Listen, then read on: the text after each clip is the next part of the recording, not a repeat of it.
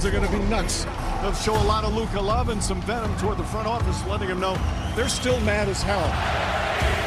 Number 77, Luka!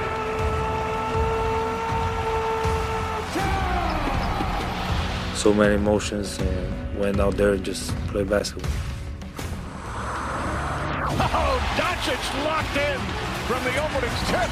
He's giving it to him from every spot on the floor. He's just letting them know that daddy's home. It's superhuman. A night for Doncic that began in tears and it ends in triumph. All NBA.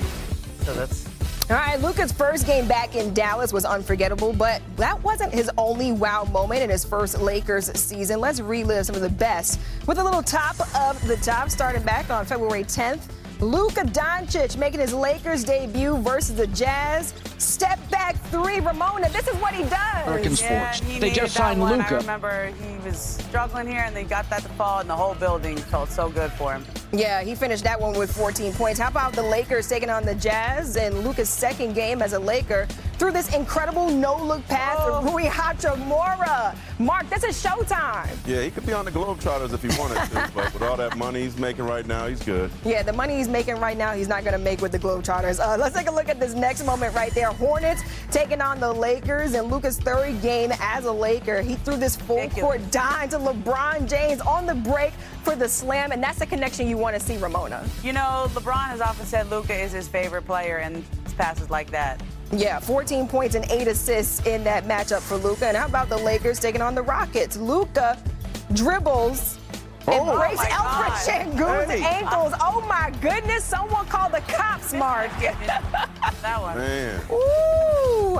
Slide to the left. Oh, you know what? It is a little bit of a cha-cha slide, but not the one you want to see. How about Luka's return to Dallas? And it was filled with emotions and Luka magic. Luka was in command all night long, scoring from everywhere. He finished with 45 points and dazzled the NBA world with his performance. And Ramona, talk about getting a little bit of revenge here. I can't get over how much emotion he had to play with. First the game in LA against the Mavs, then we're going back to Dallas. I mean, this man, he looked shell-shocked to me all year long, and good for him for having a great game in that game back to Dallas. And you can see it right there. Laker Nation was fired up on social media once Luka officially put pen to paper over the weekend. This is just a taste of what your timeline probably looked like when you logged on Saturday. And I know the first thing that I did when the news broke was check with our front office insider, Bobby Marks, on social media to see the ins and outs of this contract. So, Bobby, how did the Lakers maybe build from this point on with this Luka extension? I mean, I go back to that press conference on Saturday, certainly when Rob Pelinka addressed all the moves they've made. And the one thing that stood out is that they are not content, right? They're happy as far as what they had, but there's still work to do. And I think there's still a checklist here. So for me, it's the four things certainly to keep an eye on when this season gets going. The first is pre-free agency, I call it. Should they get a jump start on next offseason? Remember, there's 3 players on expiring contracts: Rui Hachimura, Maxi Kleber, Gabe Vincent, $40 million in expiring contracts. Can they parlay that into a player that can help now and also next year? The second, do the picks have value? They have a 2031 or 2032 first-round pick. They have pick swaps in 5 years. They'll only have 1 second-round pick. We saw them as certainly aggressive in that failed Mark Williams trade last February. The third thing, is cap space a priority? The Lakers are in the driver's seat next offseason, projected $50 million in cap space next in 2027. $100 million. That is when Giannis and Nikola Jokic could become free agents. But remember, we've seen potential free agents not become free agents with extensions. We just saw De'Aaron Fox come off the board. And then the fourth thing is the most important. How does LeBron and what does his future play into the role moving forward? On the last year of his contract, we know definitely he will be an unrestricted free agent this offseason. So it feels like the Lakers still have a lot of work to do this offseason and going into next season. But Bobby Marks, the checklist is good. Thanks so much for the insight right there. And you aren't the only one who has questions about LeBron's future. Here's David Meneman asking Rob Pelinka about that very topic at the presser. Do you anticipate LeBron finishing his career with the Lakers? Yeah, so all the interactions we've had with LeBron and his camp, Rich in particular, have been positive and supportive. So very professional, and Rich has been great. The dialogue with him has been open and constant. So that to answer that question, and then in terms of LeBron's career, I think the number one thing we have to do there is respect he and his family's decision in terms of how long he's going to play. I think that's first and foremost, and we want to respect his ability to come up with his timetable on that. I think that's really important. But if he had a chance to retire a Laker, that would be great. All right, let's bring in the man who asked that question. Dave McMenamin here with us covering the Lakers. And Dave, everyone took a notice that LeBron was not at that Luka presser. What message is being sent there?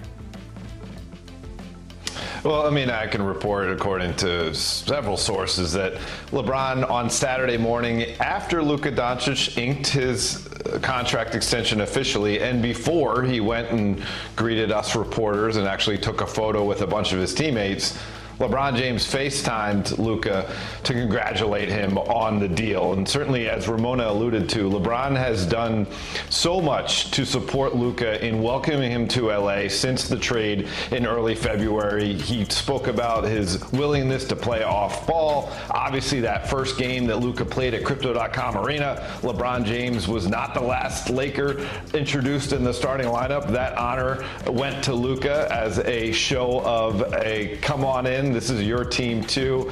And the relationship between Luka Doncic and LeBron, I'm told, involves a lot of respect and reverence. The greater question is, where does LeBron stand with the Lakers? And I'm told that the statement that Rich Paul gave to Shams Charania back in June when LeBron opted in still stands, that LeBron and his representatives will be monitoring the Lakers' moves that they make, because they recognize that there's only a very limited amount of time left in his career, and he wants to be competing for championships whatever time that is. Yeah, so there's a bigger issue happening there between LeBron and the Lakers. And beyond who was and wasn't there, what stood out to you most about seeing Luka Doncic now versus the tail end of last season?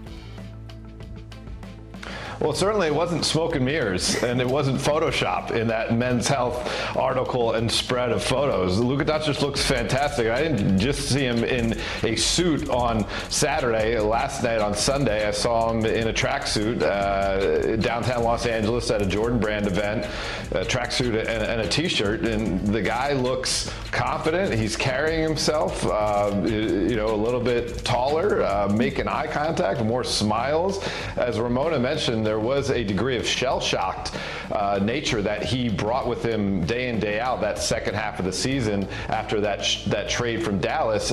He's a comfortable person right now. He looks great, and certainly I reported that he, with the work that he's doing to bring to this year's situation, he wants the Lakers to do that work as well. In a meeting with Rob Pelinka and JJ Redick back in May at a dinner, Luka Doncic told those decision makers for the Lakers, listen, I want to get back and win now. I've been to the finals before. I got a taste of it. I'm going to get back no matter what, but I want to be on board with you guys to let's be urgent about our opportunity right in front of us to get back as soon as possible. No Photoshop in 2025, an anomaly. So we know that Luka Doncic, he's putting in the work for real. Dave McMenamin with the latest. All right, Luka wants to get back to the finals, and the Lakers, they're looking to snap their own drought too. The odds makers over at ESPN Bet give the Lakers 10-1 odds to win the West, which are tied for third best in the Eastern Conference heading into the season. Back here with Ramona and Mark, and you know that Luka wants to take this Lakers team to the NBA Finals. So Ramona, what should be their first priority? You know, they had one of the best defenses in the league right after that trade for Luka Doncic, which doesn't exactly go together, right? He's not known as a defensive stopper, but they also had added Dorian Finney-Smith, and they started playing a brand of defense that was pretty unique in the NBA, and it was centered around LeBron James as the middle linebacker, quarterback, whatever you want to call him, of that defense. There was a 15-game stretch there. They went 13-2, had the best defense in the league. I want to see if they can recapture that, because they've lost Dorian Finney-Smith, and now they have DeAndre Ayton on the back line. So how do you reconstitute that defense to play at that level again? You know, there's 30 teams in the NBA. You can make an argument that 2 of the top 10 players in the league are on the Lakers. Yeah, they are. When you have 2 of the top 10 players in the league, you should be a championship contender. What is going to take them there? They need DeAndre Ayton to be that third guy, that third star We've seen the potential with him, a guy that could average a 60 field goal percentage, a guy that could always is at over 10 rebounds a game, but he needs to be healthy. He needs to be on the court. He needs to play with a vengeance. He needs to be a shot blocker. He needs to be the guy that everybody expected him to be with the #1 pick in the 2018 draft, and I think he could be that player. I feel like LeBron James and Luka are going to push his games to the next level. And, Reeves is obviously there. So to me, DeAndre Ayton is the X factor on whether or not this Lakers team can compete for a championship. Yeah, really curious to see how it all shakes out, especially with DeAndre Ayton bringing that defense to this Lakers team. All right, still more to come here on NBA Today. The MVP campaign may be on pause after Nafisa Collier went down with an ankle injury over